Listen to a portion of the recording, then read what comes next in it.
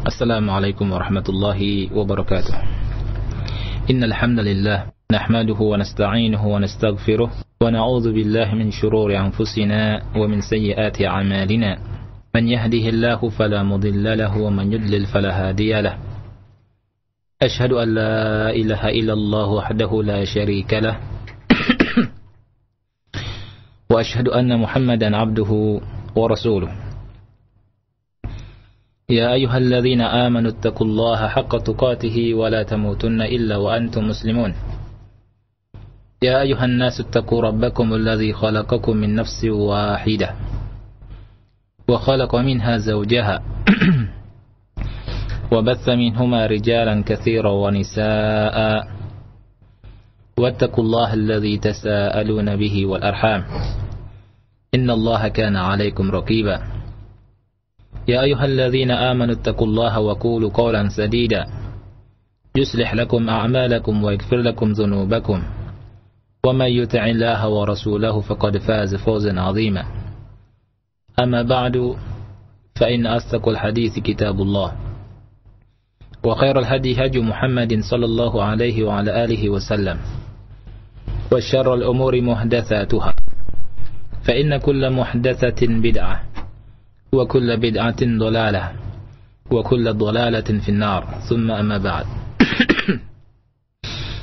Ikhwati fillah, saudara-saudaraku yang dimuliakan oleh Allah Subhanahu wa taala, para pendengar Radio Roja dimanapun antum berada, kita bersyukur kepada Allah Jalla wa Ala karena masih diberikan kesempatan untuk bisa beramal. Di antaranya adalah dengan menuntut ilmu syar'i di hari ini lewat Radio Roja. Yang kita berdoa kepada Allah Subhanahu wa taala, mudah-mudahan Allah berikan keberkahan dan kekuatan kepada seluruh ikhwah di sini dan diberikan kesehatan untuk bisa mengurus radio ini. Mudah-mudahan dengannya dakwah Ahlussunnah wal Jamaah, dakwah as-salafis salih, ad-da'wah as-salafiyah akan tetap berada di atas dan akan tetap didengar oleh umat, bahwa di sana ada taifah yang insyaallah taala yang selalu berjalan di atas al-haq. Ikhwati fillah rahimani wa rahimakumullah.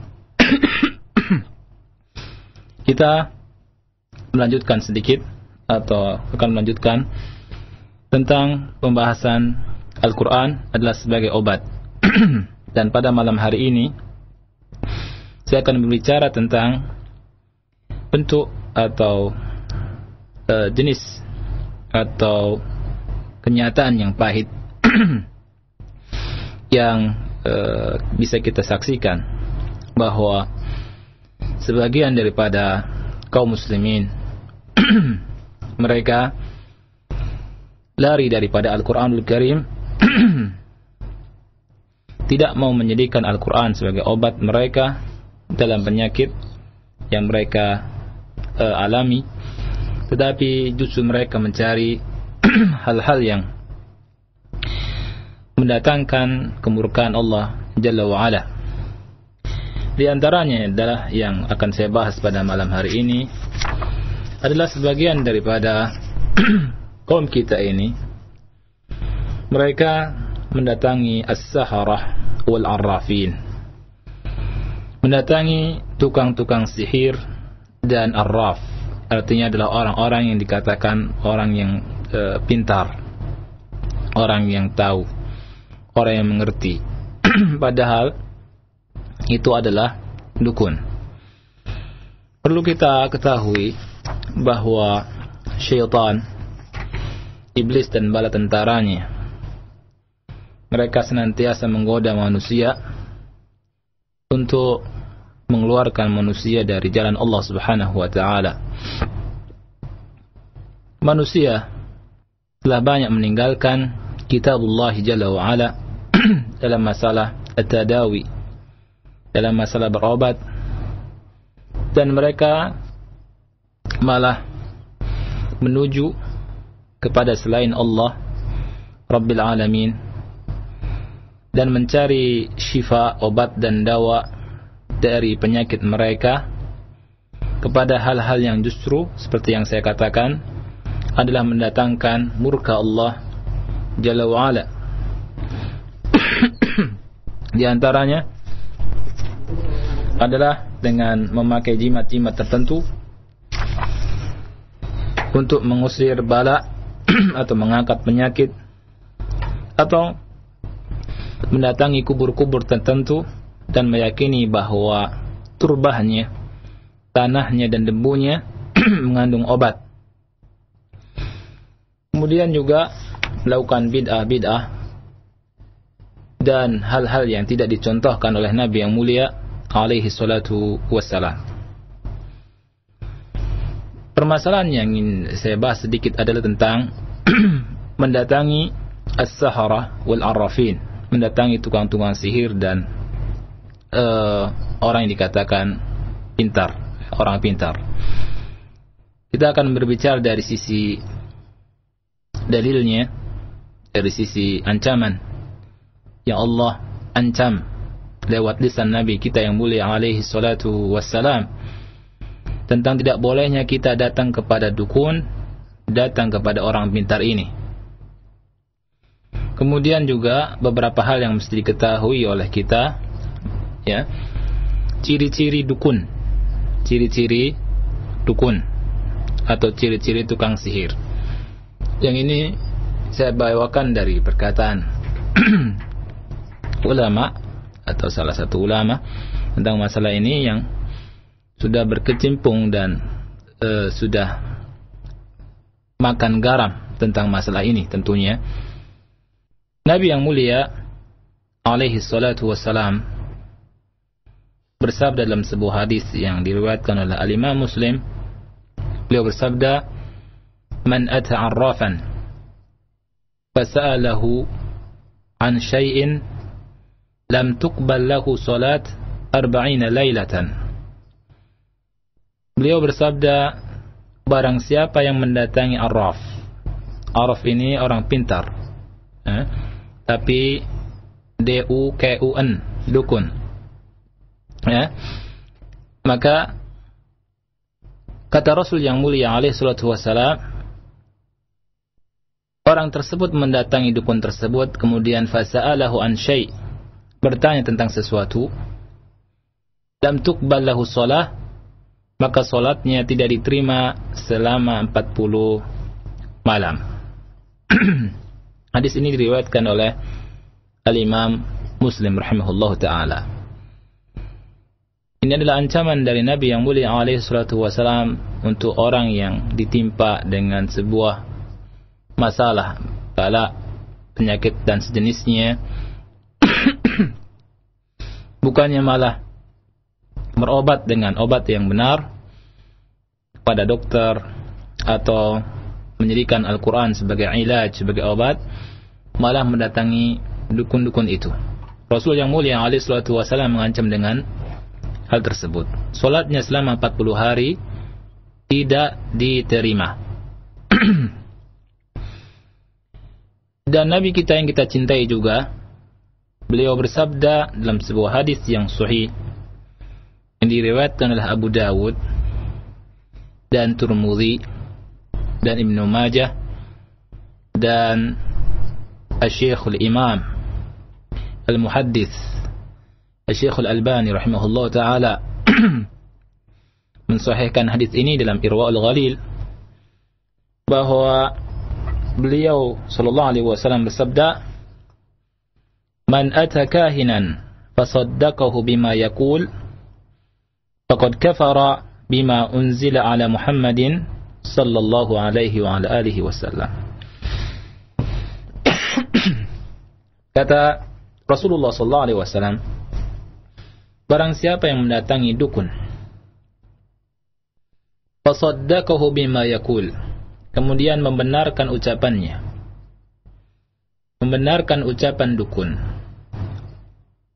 maka sesungguhnya dia telah kafir terhadap apa yang telah diturunkan kepada Nabi Muhammad sallallahu alaihi wa alihi wasallam. Hadis yang kedua ini yang saya bacakan, ikhwati fillah, adalah berbicara tentang orang yang membenarkan ucapan dukun. Kalau yang pertama hanya sekedar bertanya. Yang hanya sekedar bertanya, maka solatnya selama 40 hari tidak diterima oleh Allah Subhanahu wa taala. Hadis Muslim. Yang kedua, orang yang mendatangi dukun kemudian membenarkan ucapan dukun ini, maka dia telah kafir dari apa yang tadi turunkan kepada Nabi kita yang mulia alaihi salatu wassalam, ya, Nabi Muhammad sallallahu alaihi wa alihi wasallam.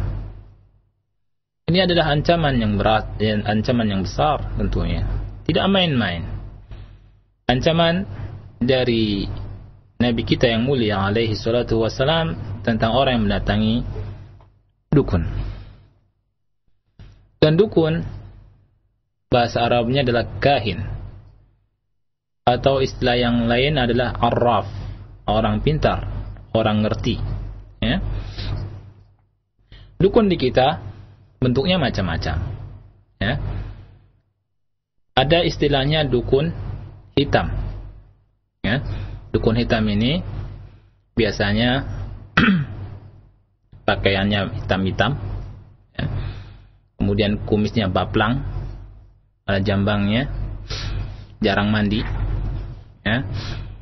Kemudian serem, ya, pakai wajah seram, dan tangannya biasanya mereka pakai cincin yang gede-gede penuh, ya, jari-jarinya, ya.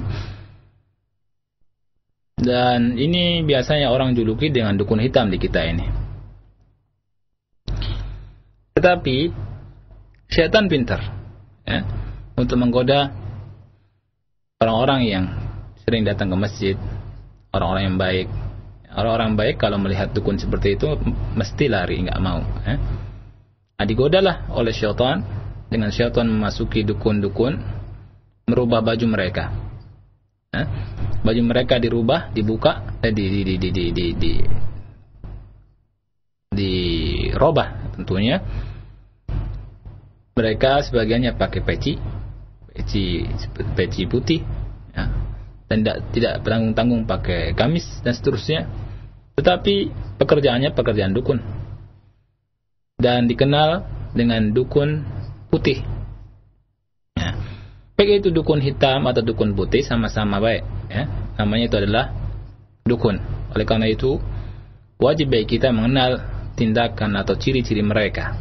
Ciri-ciri yang nanti insyaallah ta'ala akan saya sebutkan, yang tidak syak lagi apabila mereka atau salah satu kita menjumpai pengobatan kemudian ada seperti itu, maka la syakka annahu kahin. Tidak syak lagi bahwa dia adalah dukun.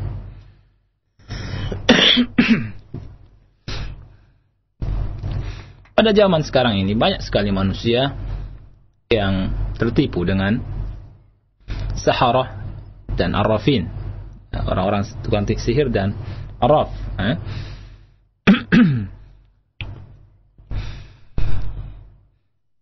Taib. Ada sebuah hadis Nabi yang mulia alaihi salatu wassalam dari Jabir ibni Abdillah radhiyallahu anhuma, yang isinya berbicara tentang an-nushrah.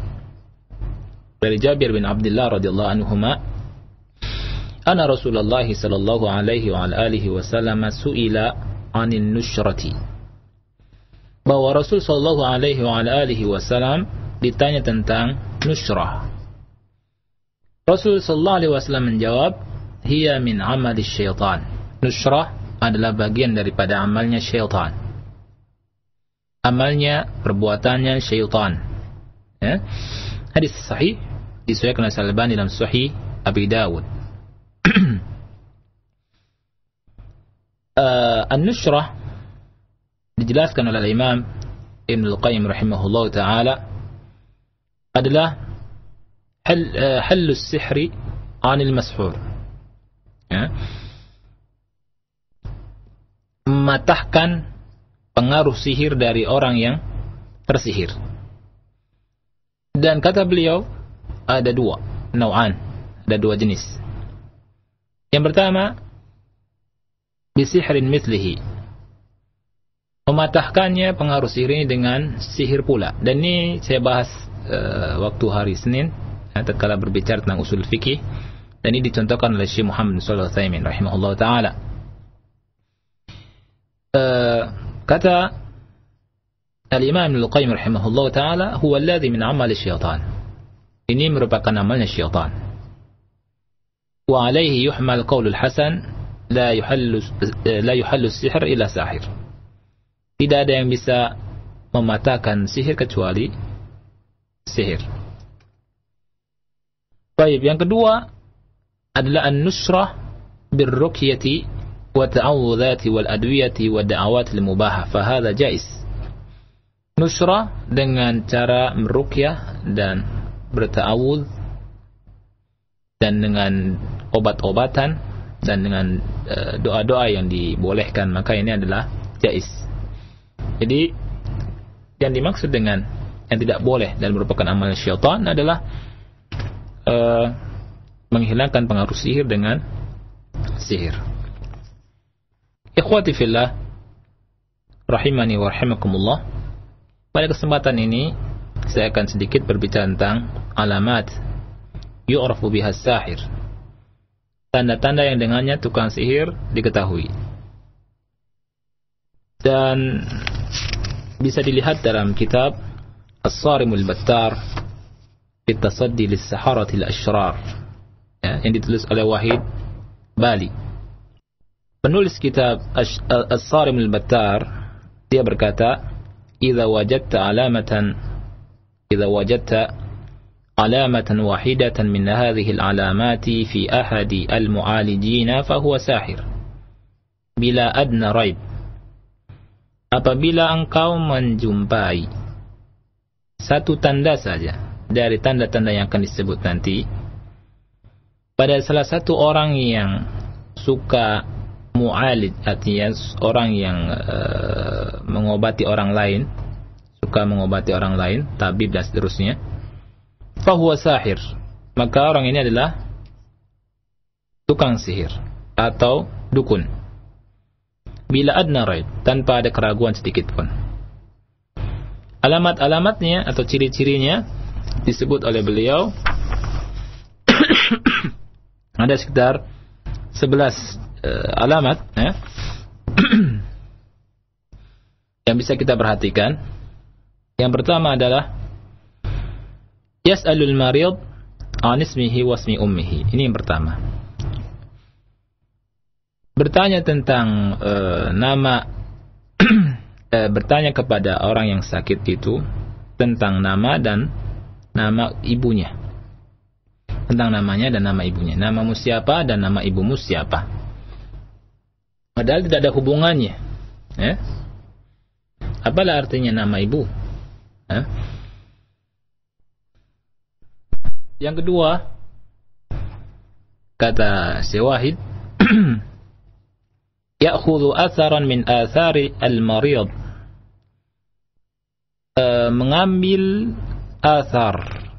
atharan min athari al-marid, artinya bekas apa saja, mengambil bekas apa saja dari bekasnya si marid, orang yang sakit.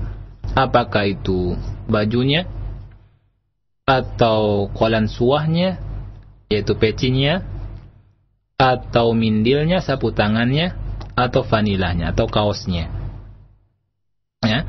Jadi kalau misalkan ada orang yang mengobati kemudian mengambil bajunya, kopiahnya, topinya, atau sapu tangannya, maka la raib, tidak ragukan lagi, dia adalah sahir atau dukun. Yang ketiga adalah ahyanan, kata beliau, yatlubu hayawanan bisifatin muayyanatin liyadbahahu wa la yadhkuru ismallahi alaihi wa rubbama lattaha bidamihi amakin al-alami min al-marid aw yurma bihi fi makanin kharib. Terkadang orang ini meminta hewan dengan sifat tertentu.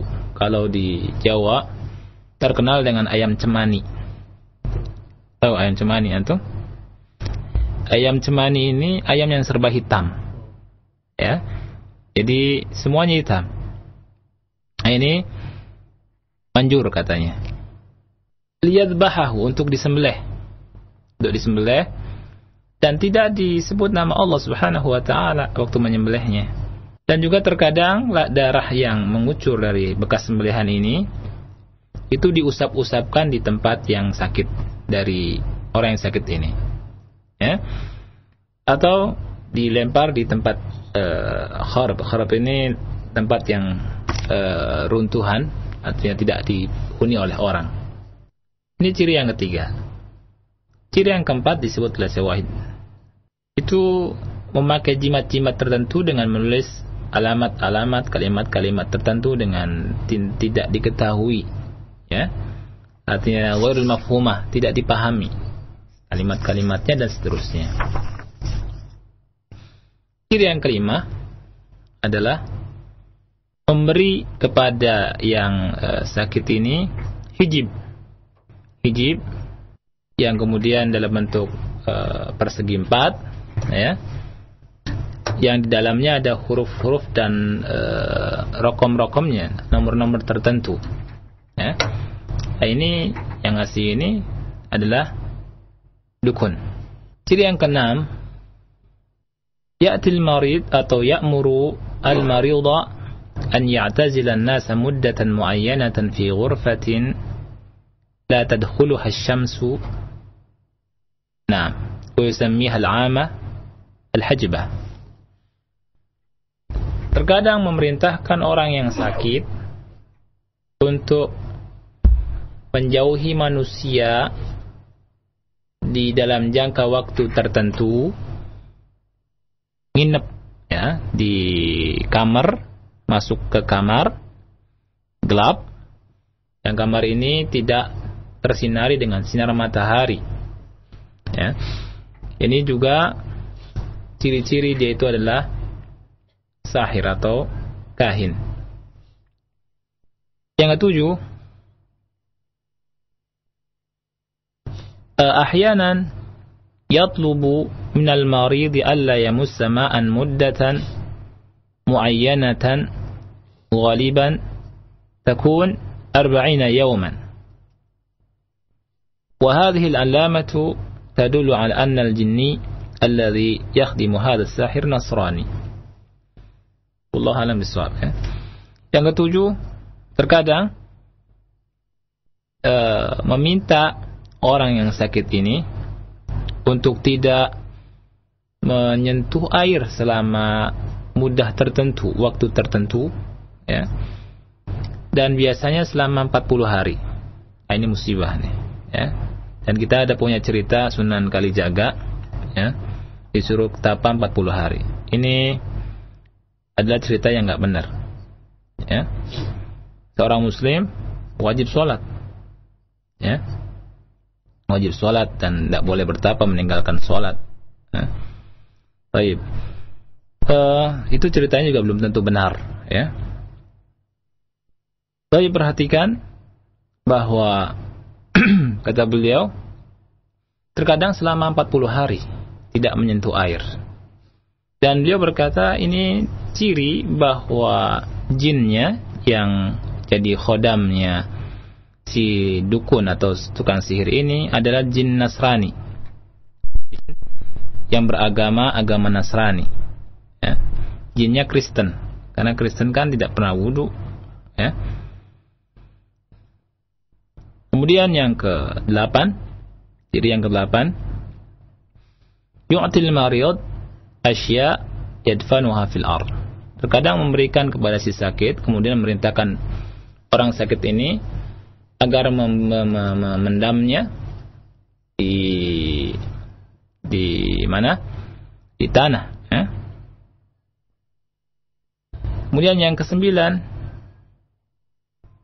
yu'til marid awraqan yahrikuha wa yatabakhkhar biha. Kadang-kadang memberikan si sakit ini aurak, ya, kertas-kertas tertentu, kemudian dibaca dan yatabakhar biha, ya. Yatabakhar biha ini artinya dia menggunakan ininya, asapnya buat dia untuk berobat. Nah, yang ke-10, ahyanan yukhbiru as-sahir al-marida bismihi wasmi baldatihi wa mushkilatihi allati ja'a min ajliha. Terkadang as-sahir memberikan kabar kepada marid tentang namanya dan nama tempat dia tinggal dan tentang muskilahnya, masalahnya yang dengan sebab dia datang kepadanya.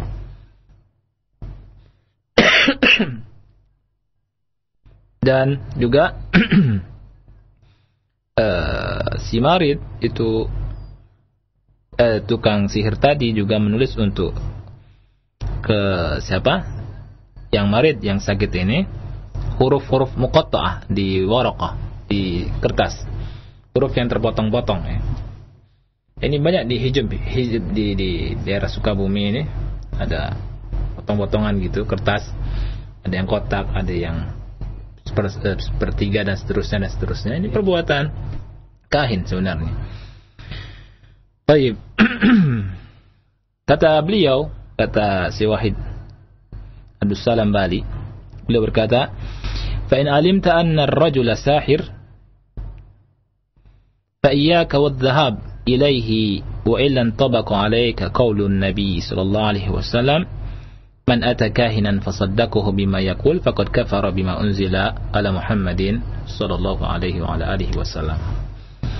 Apabila engkau mengetahui seseorang dengan ciri-ciri yang ada, ya, walaupun orang tersebut dikatakan masyhur, bisa ngobati orang, ya, tetapi dengan ciri-ciri yang ada dia adalah dukun, maka fa iyyaka wadh-dhahaba ilai. Hati-hati jangan pergi ke situ. Ya. Kalau tidak, maka terwujudkanlah pada diri Anda sabda Nabi yang mulia alaihi salatu wassalam, man ata kahinan wasaddaquhu bima yaqul faqad kafara bima unzila ala Muhammadin sallallahu alaihi wasallam. Barang siapa yang mendatangi dukun kemudian membenarkan ucapan dukun tersebut, maka dia telah kafir terhadap apa yang diturunkan kepada Nabi Muhammad sallallahu alaihi wa ala alihi wasallam. Bagi para pendengar yang dimuliakan oleh Allah Subhanahu wa taala, fenomena ini adalah fenomena yang sangat menyedihkan dan memprihatinkan buat kita kaum muslimin, karena banyak sekali saudara-saudara kita yang berbondong-bondong ke dukun-dukun tersebut, padahal Nabi yang mulia alaihi salatu wasallam berkata demikian. Dan kita saksikan keanehan-keanehan di negeri kita sendiri, ya. Beberapa pengobatan dengan berbagai macam jenis hal, di antaranya adalah mengobati penyakit seseorang, kemudian diambil penyakitnya dilemparkan di hewan atau binatang tertentu. Ini pun sesuatu yang tidak masuk akal, ya, dan sesuatu yang harus kita jauhi. Karena kalau benar pun tidak boleh. Kenapa penyakitnya dilemparkan kepada binatang? Ya? Kenapa dia tega menjadikan binatang itu kena penyakit? Dan seterusnya. Sesuatu yang hal yang aneh yang hendaknya kita menjauhinya. Baik, ikhwani wa akhwati fillah, rahimani wa rahimakumullah. Juga di antara hal yang menyedihkan kita atau membuat kita prihatin adalah sebagian manusia pergi ke kubur-kubur tertentu yang disangka kuburannya itu mujarrab, kemudian mengambil tanahnya dan dikatakan sebagai obat, untuk obat sakit perut lah dan seterusnya. Ini tidak benar, ini tidak benar. Ini biasanya terjadi atau dilakukan oleh orang-orang yang jahil, ya. Kemudian ngambil mengusap-usap tanahnya kubur tersebut, kemudian diusap-usapkan ke wajahnya, kemudian ada yang dicampur buat air minum, ada yang dicampur untuk mandinya, ya, dan seterusnya. Ini musibah. Ini musibah besar. Ini biasanya muncul dari i'tiqad yang salah. Dari i'tiqad yang salah terhadap sahib al-qabr, terhadap penghuni kubur tersebut, ya. Dia meyakini bahwa penghuni kubur itu bisa memberikan manfaat dan mudarat. Padahal yang hanya bisa memberikan manfaat dan mudarat adalah Allah Jalla wa'ala. Dan melakukan hal itu semua itu tidak dibenarkan. Bahkan yang lebih hebat lagi, fenomena kuburan ini itu sampai ada yang diyakini kubur-kubur tertentu memiliki keistimewaan tertentu, ya. Kubur si fulan bisa mengeluarkan jin, kubur si fulan bisa menunaikan hajatnya, kubur si fulan bisa memberikan atau mengobati penyakit, dan seterusnya. Ini musibah yang menimpa kaum muslimin pada zaman sekarang kita ini. Dan ada masalah juga, masalah yang besar yang ada di negeri Timur Tengah tentunya, terutama di Mesir. Ada kabar bahwa sebagian mereka itu mendatangi, lebih parah lagi, mendatangi gereja untuk minta berobat di situ. Ini musibah. Kemudian dipasangkan salib untuk obat. Ini tidak benar, padahal tidak memberikan manfaat dan mudarat sedikit pun. Ini fenomena yang terjadi dan hal yang jauh dari apa yang digariskan dalam Islam. Ini beberapa hal yang bisa saya sampaikan pada kesempatan ini. Kemudian di antaranya juga jauhnya kaum muslimin dari menjadikan Al-Quran sebagai obat. Di antaranya adalah memasang jimat-jimat, ya, masang jimat-jimat untuk anaknya, atau dipasang di rumahnya, atau di kendaraannya, dikalungkan dengan berbagai macam jenis jimat, ya, untuk mengusir bala dan seterusnya. Ini adalah sebuah fenomena yang kita saksikan, dan ini menunjukkan bahwa mereka tidak memahami hakikat Al-Quran. Kenapa Al-Quran diturunkan oleh Allah Subhanahu wa ta'ala kepada Nabi kita yang mulia alaihi salatu wassalam, yang Al-Quran ini adalah sebagai rahmat bagi umat manusia, bagi kaum muslimin, wabil khusus orang-orang yang bertakwa, yang bisa mengambil manfaat dari Al-Quranul Karim ini, ya. Dan perlu kita ketahui bahwa apa yang disebutkan tadi adalah merupakan fenomena yang sangat memprihatinkan kita semua. Itu adalah salah satu bukti bahwa sebagian dari kaum muslimin berada betul-betul dalam kebodohannya, dalam kejahilannya. Dan marilah para pendengar Allah muliakan, kita terus talabul ilm, kita terus belajar dengan semangat, ya, untuk menghilangkan kebodohan yang ada pada diri kita dan untuk menghilangkan kebodohan yang ada pada orang lain. Karena ilmu adalah sesuatu yang tidak ada bandingannya. Sebagaimana perkataan Al-Imam Ahmad bahwa al-ilmu la ya'diluhu syai'un. Ilmu itu tidak ada yang bisa membandinginya, menandinginya. Liman sahat niyatuhu, bagi orang yang benar niatnya, yaitu adalah berniat menghilangkan kebodohan dari dirinya dan menghilangkan kebodohan dari orang lain dengan ilmu yang benar tentunya, yang didasari dengan Al-Quran dan Sunnah Nabi yang mulia alaihi salatu wassalam. Maka kita akan mengetahui tauhid dan kita akan menjauhi syirik, dan kita akan mengetahui mana yang sunnah dan mana yang bid'ah. Yang sunnah kita hidupkan dan yang bid'ah kita tinggalkan. Kita akan mengetahui al-haq dari kebatilan, dan kita akan mengetahui kebenaran dari hal-hal yang salah. Inilah barangkali yang bisa saya sampaikan, mudah-mudahan sedikit bermanfaat. Wallahu a'lam bishawab.